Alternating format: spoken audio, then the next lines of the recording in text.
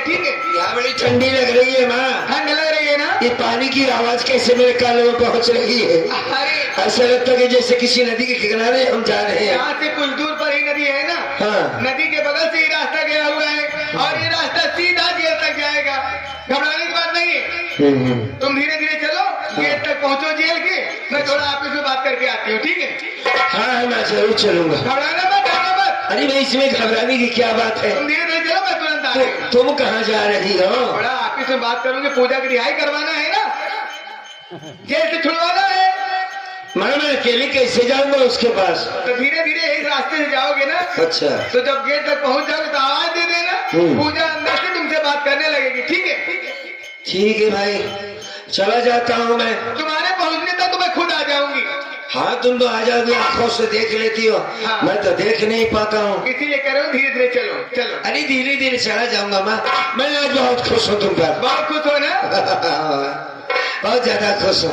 मेरी बहन मेरे सामने आएगी, मुझसे बातें करेगी। हाँ, भाई बहन, उसके बाद वो अपने मन की बात बताएगी, मैं अपने मन की बात बताऊंगा। इसीलिए दिलवा के आई हूँ ना। अच्छा, खुशी में गाना गा रहा है? चलो चलो चलो चलो, गाते हुए जाओ जाओ। चलो चलो। नजरियों के तीर मार दे। अरे तो मैं तीर मारगा नजर तो है नजरिए तीर मारता। चलो। अरे जाना पड़ेंगे।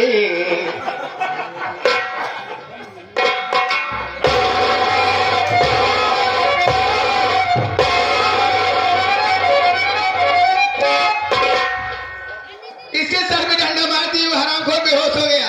अब नदी में ढकेल दी हूँ, ये खुद मर जाएगा। अब यहाँ से मैं लौट करती हूँ अपने घर। कैसे?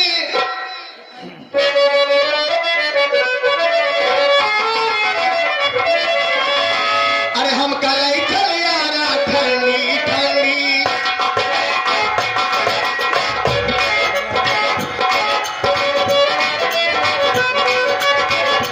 हम केले चल यारा ठंडी ठंडी।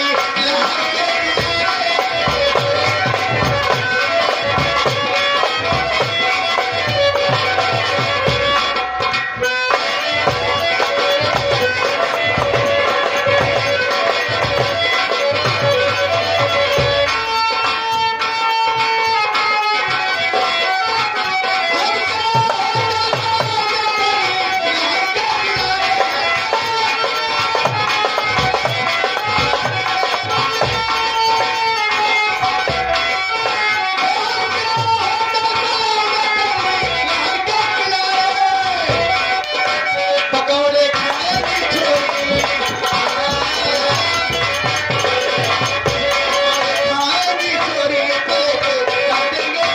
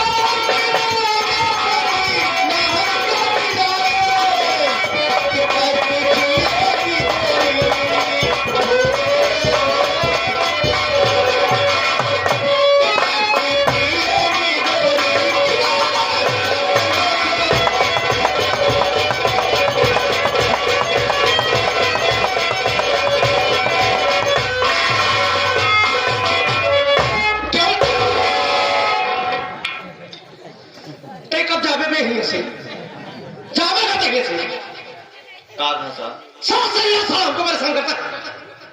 हमसे लूटा ना पैसा और ये कैसे शुरू करता है?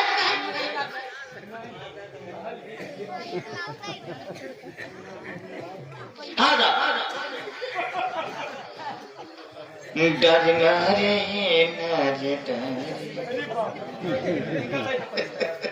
गायकी तो भाई धर्मेंद्र देखो, हमें ड्रामे की मार होती है पागल।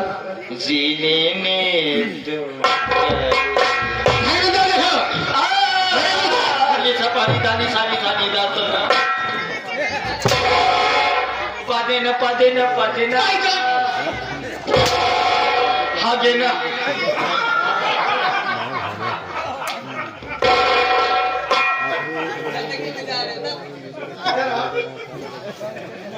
गंदगी में पड़ने वाला इंसान गंदगी की हाल जानता है। बड़ा आनंद आवा था।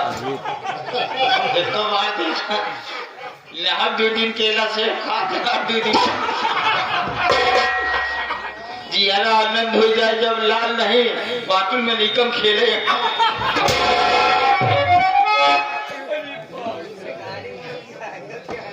कोई दिक्कत नहीं है।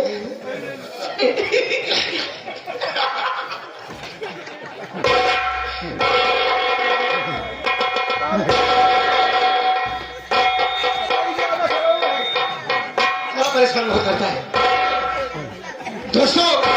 उस दिन में मेरे दोस्त हमें से जो है वादा किया सारे के देख मनई सोवा से तो पेट फूले देखा सारे के।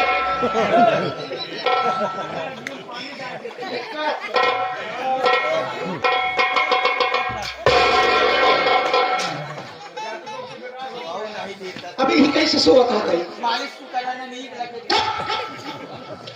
मैंने जाकर के बड़े साहब से बात किया कि पूजा जब से आई है इस जेल में बंद है।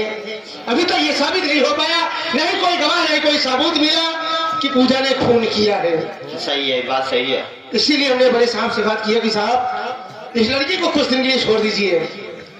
कुछ दिन के लिए क्या, जब तक यह नहीं साबित हो जाता कि पूजा ने खून किया है तब तक हम कब तक इसे रखेंगे। सही है। और इसीलिए कोई आ भी नहीं रहा है। तो बड़े साहब ने कहा ठीक है लेकिन आदेश नहीं देना चाहते तो इसलिए कि एक मुजरिम है। मैंने कहा सर मुजरिम कब होता है कि जब गुनाह कबूल हो जाता है तब। हम आप दोनों लोग एसपी साहब के ऑफिस में गए थे। हाँ बात किए और हमने बात कर अपनी जिम्मेदारी पर जी साहब अपनी गारंटी पर हमने पूजा को रिहा करवा दिया है। सही है। मैं सोच रहा हूँ कि पूजा कल छूटेगी उसे लिवा करके अमर के पास छोड़ देंगे और अमर से मुलाकात भी हो जाएगी। सही है। आ जल्दी।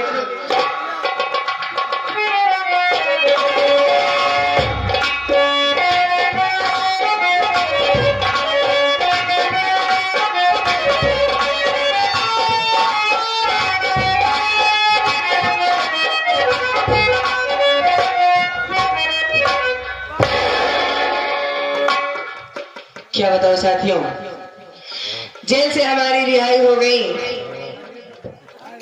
अब जाऊंगी सबसे पहले अपने भैया से मिलूंगी। बाबूजी तो इस दुनिया में नहीं रहे, माँ अगर देखी तो पक्का मारेगी।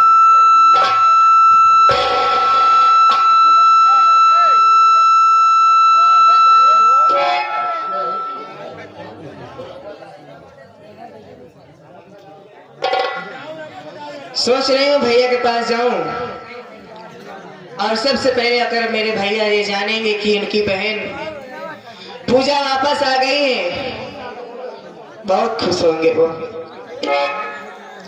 क्योंकि एक भाई का एक बहन से मिलना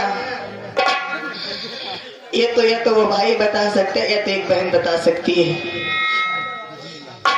कि हमें कितनी खुशी होगी। आज वो दिन याद आ रहा है जब मैं अपने भैया के कलाई में राखी बांधती थी। इतने दिन जेल में रही, त्योहार भी बीत गया। हमारे भैया तो इंतजार करते होंगे कि अभी तक हमारी बहन पूजा नहीं आई, अगर होती तो जरूर हमारे कलाई को सजाती।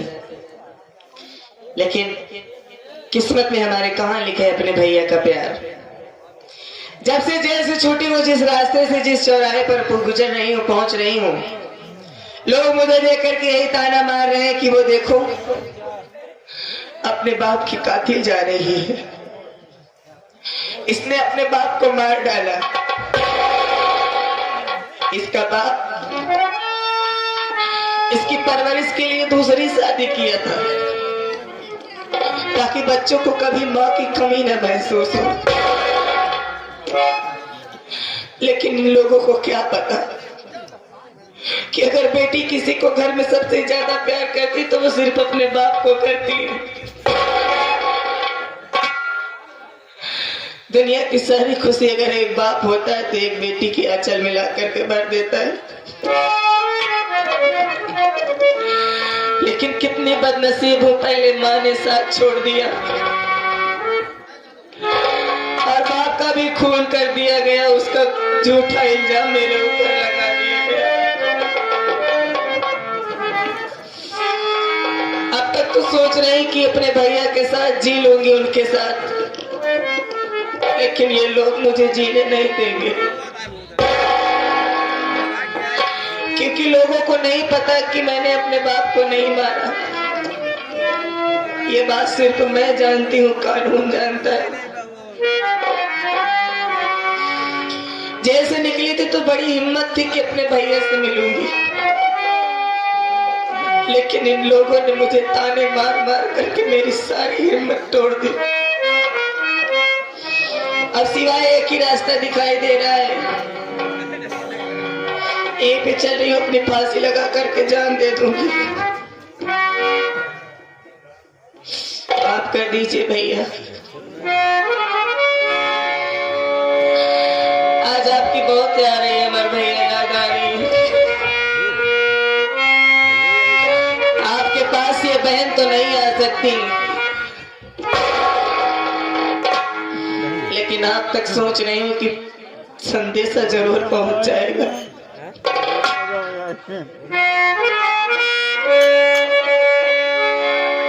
चंदा रे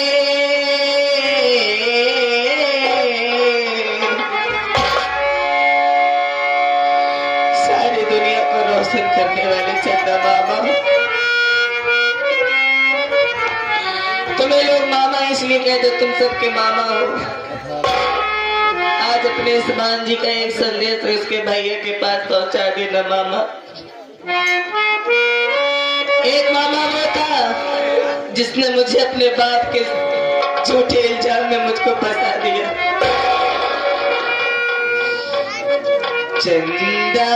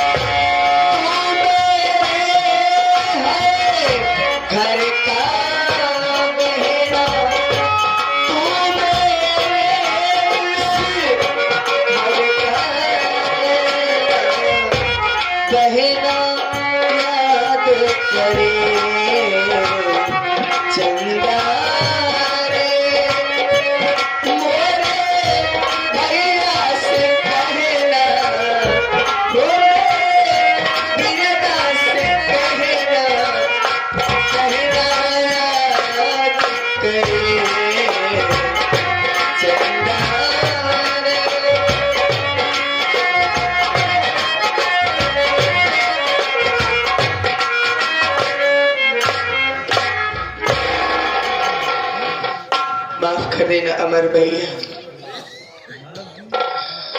आज आपकी बहन आपका साथ छोड़ करके जा रही है भैया। मालिक से ये चाहूंगी कि हमारी उम्र हमारे भैया को लग जाए। जहां भी रहे हमारा भाई खुश रहे मालिक। नंबर 1 और नंबर 2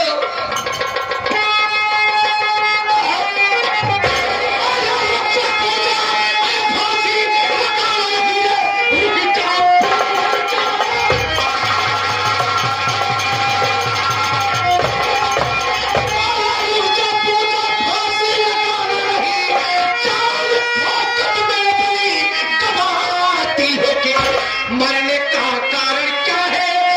बताओ मुझे। साथ में बड़े धोखा तुम क्यों कर रहे हो?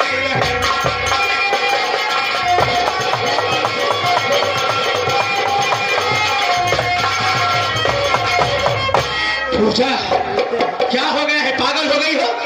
किसी तरीके से मैदान घूम करके बड़े साहब से बात किया, तुम्हें रिहा करवाया कि तुम मेरे भाई के सब पास पहुंच जाओ, हंसी खुशी अपनी जिंदगी गुजारो। मैंने मेरी नौकरी दांव में लगा करके अपनी जिम्मेदारी तुम्हें छुड़वाया कि ये मरने लिए। इधर आओ। क्या रहा? तुम अपने गले में फांसी का फंदा लगा करके मरने जा रही थी? हैं? बोलो, क्या मजबूरी, क्या परेशानी है? अगली दिक्कत क्या है?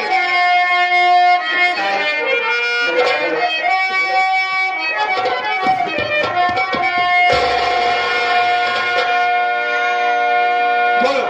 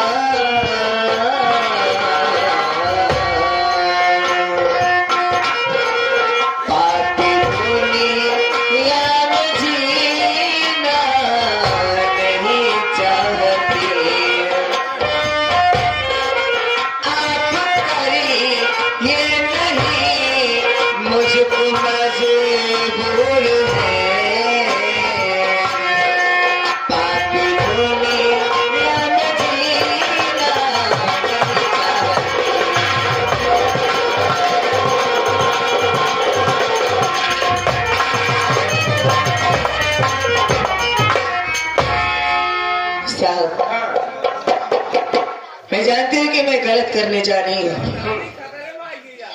लेकिन एक लड़की जात हूँ ना साहब, इसीलिए